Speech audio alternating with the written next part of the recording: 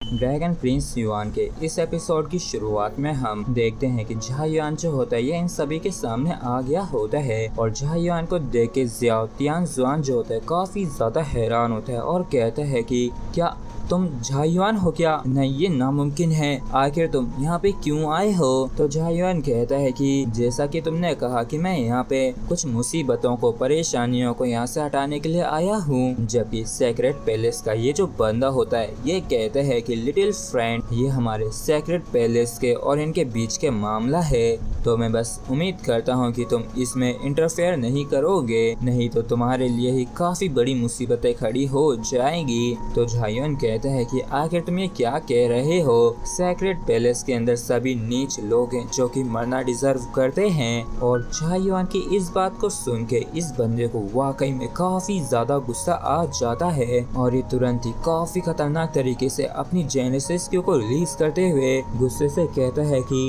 वैसे तो मैं नहीं जानता हूँ कि आखिर तुम कौन हो, लेकिन अब जब तुमने हमारे सेक्रेट पैलेस के कामों में दखल देने की हिम्मत की है तो अब तुमको पूरे कांजुआन हेवन के अंदर ऐसा कोई भी नहीं है जो कि आगे बचा सके। और इतना कह के इसने अपनी जेनेसिस क्यू से झा युआन के ऊपर अटैक कर दिया होता है, लेकिन झा युआन जो होता है यह अब भी आराम से अपने ही फ्रूट को खा रहा होता है। और इस चीज को देख के ज़ियाओ ताइजुआन के जो फादर होते हैं काफी ज्यादा हैरान होते हैं और घबराते हुए कहते हैं कि आखिर ये बच्चा यहाँ से भाग के क्यों नहीं जा रहा है? क्या ये यहाँ पे इसके हाथों मरना चाहता है? और ये जो नाम झा युआन है ये काफी सुना सुना सा लग रहा है। और तभी झा युआन को पहचान लेता है और चौंकते हुए कहता है कि ये तो वही है, ये तो वही बंदा है जिसने सेंट रिमेन्स डोमेन के अंदर फर्स्ट प्राइज को जीता था। तो झा युआन इन लोगों से कहता है कि यहाँ तक कि वैसे तुम लोग मेरी आंखों में नीच लोग हो, लेकिन मुझे लगता है कि तुम लोगों ने शायद गलत समझ लिया है। और इतना कह के झा युआन जो होता है काफी ज्यादा खतरनाक तरीके से अपनी जेनेसिस क्यू रिलीज करने लगता है। और झा युआन की इतनी ज्यादा खतरनाक जेनेसिस क्यू की वजह से आसपास की जमीन टूटने लगती है और इस चीज को देख के सभी लोगों के काफी ज्यादा तगड़े वाले होश उड़ जाते हैं और कहते हैं कि क्या ये तो लॉर्ड डोमेन रियलम का एक काफी ज्यादा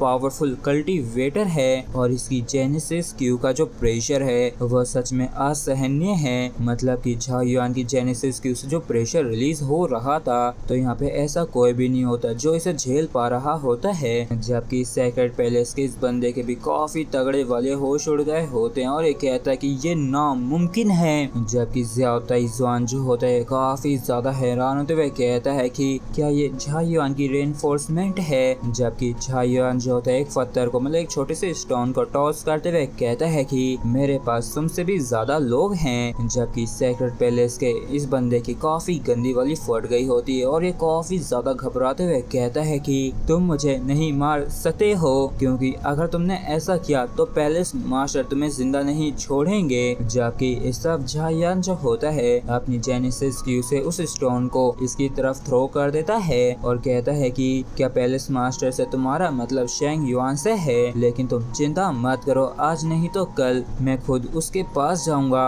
और हमारे बीच का जो पहले का मामला है उसे सेटल करूंगा। और हम देखते हैं कि ये जैसे छोटा सा स्टोन इस बंदे के फोरहेड पे टकराता है तो इसका आधा शरीर ब्लास्ट होकर खत्म हो जाता है और इसके साथ ही झा युआन ने बड़े ही आराम से इसे मार दिया था। और झा युआन को ऐसा करता देख के ज़ियाओ ताइजुआन भी काफी हैरान होता है और मन में कहता है कि इस बार झा युआन ने बस अपनी फिंगर्स का ही इस्तेमाल किया और एक छोटे से ही कंकड़ को इसकी तरफ थ्रो किया और इसने बड़ी ही आसानी से पूरी तरीके से उस एडवांस हेवनली सन रियलम के कल्टीवेटर को खत्म कर दिया। और वाकई में इसकी जो स्ट्रेंथ है वो काफी ज्यादा टेरिफाइंग हो गई है। जबकि इस तरफ झा युआन कहता है कि यंग सिटी लॉर्ड ज़ियाओ, हम काफी लंबे समय बाद मिले हैं ना, तो बताइए आपके क्या हाल हैं। और ज़ियाओ तियानजुआन जो होता है ये परेशान होते हुए बताता है कि ये जो अभी लोग थे ये सभी ही सेक्रेट डीमन आर्मी से थे और ये जो so called secret demon army है ये एक ऐसी आर्मी है जिसे सेक्रेट रेस ने पिछले 6 महीनों में तैयार किया है।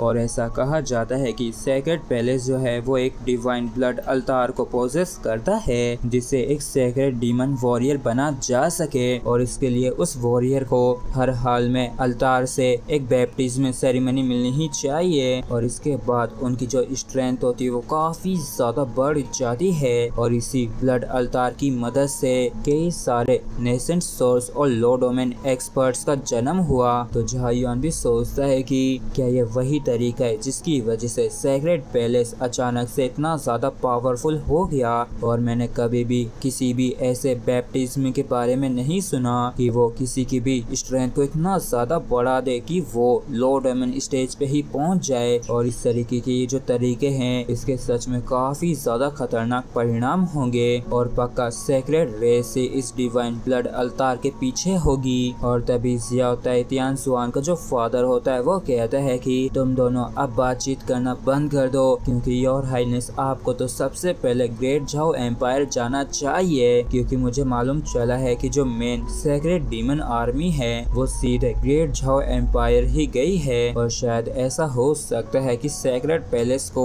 पहले ही आपके लौट के आने की खबर मिल चुकी थी और इसी वजह से उनका प्लान आपके पेरेंट्स को कैप्चर करने का है जिससे कि वो सेफ साइड पे रहें और आपको ब्लैकमेल कर सकें। और इस चीज को सुन के झायुआन के काफी ज्यादा तगड़े वाले होश उड़ जाते हैं जिसके बाद हमें ग्रेट झाओ सिटी का सीन दिखाया जाता है जहाँ का मौसम वाकई में काफी ज्यादा खराब होता है और हम ग्रेट झाओ सिटी के ऊपर सेक्रेट पैलेस के काफी सारे एक्सपर्ट्स को देखते हैं जिसे देखिए जो वेनम किंग होता है काफी ज्यादा हैरान होता है और कहते हैं कि इस बार सेक्रेट पैलेस ने तो हद ही कर दी। तो ये जो दूसरा मैनेजर होता है ये कहते हैं कि हमें किसी भी पल वॉर के लिए तैयार रहना होगा और तभी यहाँ पे झायुआन के फादर आते हुए कहता है कि ग्रेट जनरल इस सीन को देख के मुझे 10 साल पहले का जो वो ब्रोकन ड्रैगन सिटी का सीन था वो याद आ गया जबकि मदर कहती है कि योर मैजेस्टी मैं सोच रही थी कि इतने सालों तक झायुआन कैसा रहा होगा। और तभी हम कांसवान सेक्ट के मास्टर को देखते हैं जो कहते हैं कि